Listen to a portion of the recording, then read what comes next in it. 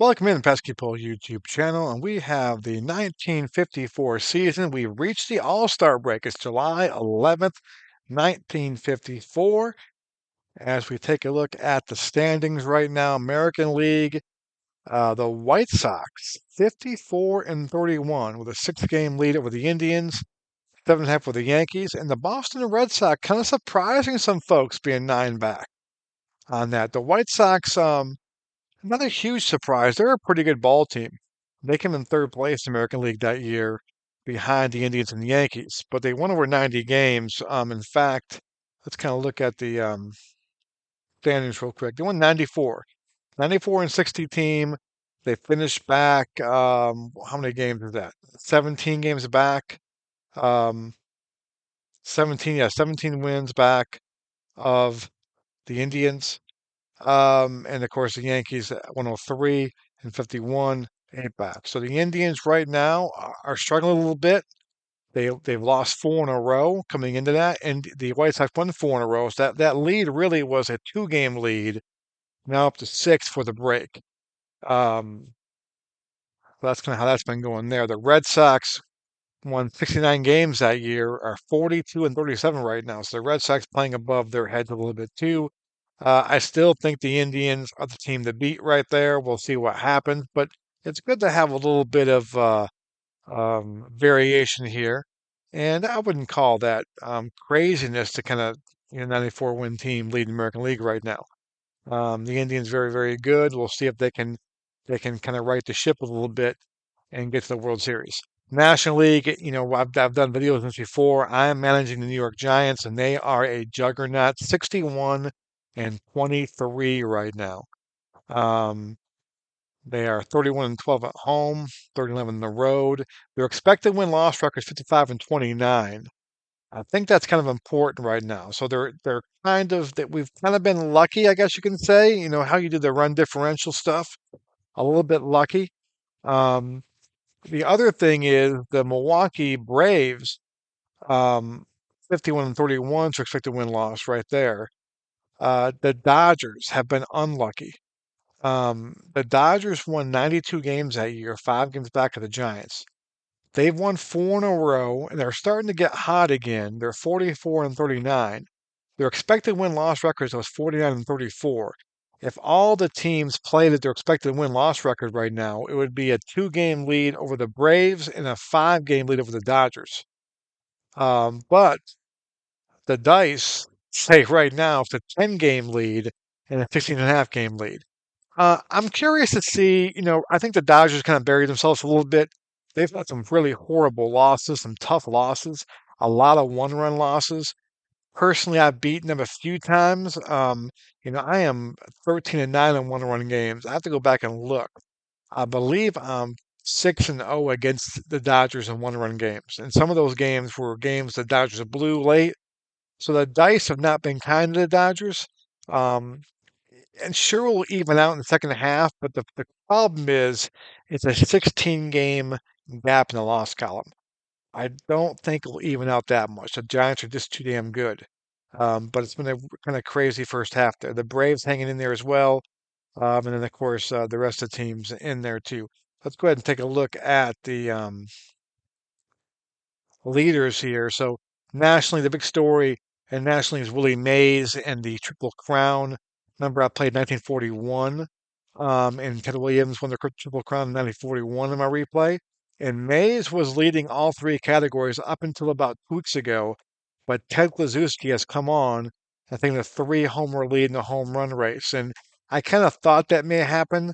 Kluszewski had a big home run year, much more than Mays did that year. And so I thought, well, let me check that. Is that is Big Clue hit 49 home runs in real life? Okay, and Mays hit 41. So it was an eight gap lead, I guess you go in real life. So that'd be a problem. Um, Mays and the batting average, he's at 403 right now. Usual on his heels, 398. RBIs, usual on his heels at nine back there as well. Mays has been unreal. Let me go pull up Willie again. I mean, he's just playing out his mind right now. He had a great year in 54. You could say it's one of his best. Probably, he won an MVP that year. It's up there with his best years of his career. He has some great years with the Giants as well, but 345, 41 home runs. He's at 403, 29 home runs right now. I don't see him hitting 400, but he's off to a great start. I can see him hitting 360, 370 though for the year. If that'll be enough to win a batting title, we'll see. But he's definitely kind of hands down the MVP, I think. I don't see him how he's going to lose that. He's had four multi-home run games, hit a grand slam. He's also for the cycle as well.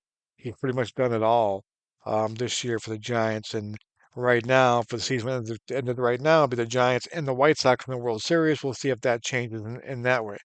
In the American League, it's amazing the home run difference. Larry Doby and Roy Severs, 14 each, lead the American League in homers, with Klazuski and Mays, 32 and 29 nationally leading that. So the home runs are leaving the ballpark at a much quicker rate in the National League this year. Billy Goodman for the Red Sox, of course, leading the batting title right now. He's the surprising Red Sox up there at 34. I see Yogi Berra and so forth in there. Pitching wise, Johnny Antonelli having a great year. 1.96 ERA. He's got 17 wins, 17 and 1 on the season. I mean, he in real life he went 21 and 7. With two saves, he's 17 and 2 right here. The whip is 0.89. He leads the complete game shutouts. I mean, he's had one, two, three, four, five, six. That's unreal. Did I miss some? Hold on, let me scroll up. No, that's six. So unreal for Nat Nally. He's kind of the leader in the clubhouse for that Cy Young Award in that respect. Let's kind of look at the highlights real quick. Anything I missed on the season? Five hit games. We've had Vic Power. And of course, I'm reading a book on 1954 about the black baseball player and how 54 is really the watershed year. We always think about Jackie Robinson in 47, who broke the color barrier, but 1954 was the year when the black stars really emerged. Of course, Mays had a huge year, Henry Aaron's rookie year, guys like Vic Power coming along, um, guys like Tom Alston. Um, these are all guys that um, kind of got in there. But a lot of five hit games right here for that. Three home run game. Ted Williams has a three home run game. Let's see how Ted's doing this year. Oh, that's the box score. We'll check on Ted in a second, but he's got three home run games, six RBI games. We've got Boone, Harry Agana, Klazuski, Ted Williams, Hank Bauer. Mesa have not had. It's kind of strange.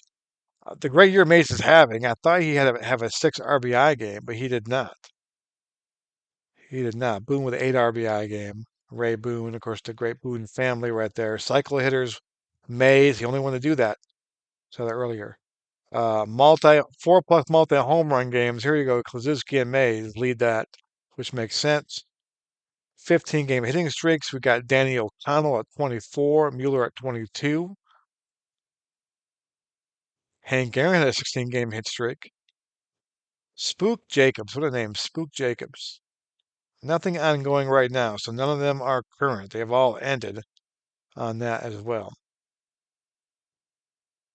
Grand Slams, there's a bunch right there. Monty Irvin's got one. Willie Mays got one. Frank Thomas, not the for that Frank Thomas, but here's one thing. You know, I only know the one Frank Thomas from the White Sox days, of course. I didn't really know much about this Frank Thomas. He's a good ball player. He's a good hitter.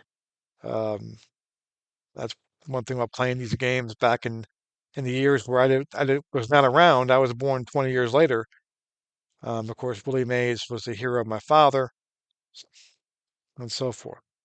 Game-ending grand slam. Frank Thomas has got one. George Kell's got one. One hit games. We got McDermott, early win.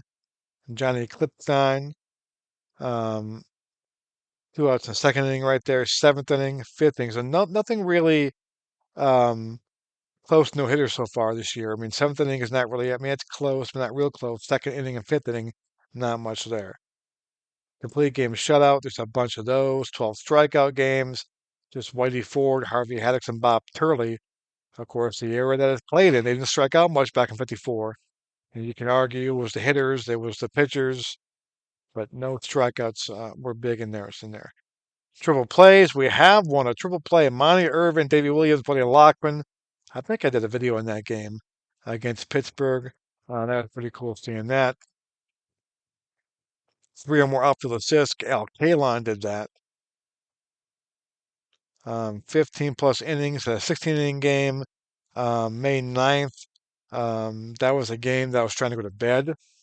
I think I finished that game the next day. I want to play a quick game before bed. I know Dave Gardner and Uncle Ron talk about that a lot. And then, of course, that game goes 16 innings. Let's see what else we have here. So, Grand Slam. So that was kind of it. So no huge milestones in the first half. No no hitters. No four homer games. No three homer games either. So we've seen that too. So that's how it stands right now. We go. Let's go ahead and we get to the 13th, July 14th. Let's go ahead. Let's go Brooklyn, Milwaukee. We'll go ahead and autoplay this game here while we're here. And the Braves beat the Dodgers 3-1. So the first game of the second half of the season. The Braves went 3-1 over the Dodgers, and now we go to July 15th, and we'll start the second half of the year. And Brooklyn has got a doubleheader with Milwaukee right there, and my Giants will go out to St. Louis to face the Cardinals to start their second half. So that's where we stand right now. I'll do more updates later on in the replays. We kind of are chugging down to the end, but right now the Giants in the lead, the White Sox in the lead in the American League. We'll see if both those teams can hang on and what stories emerge in the second half of the season. Thanks for watching, guys.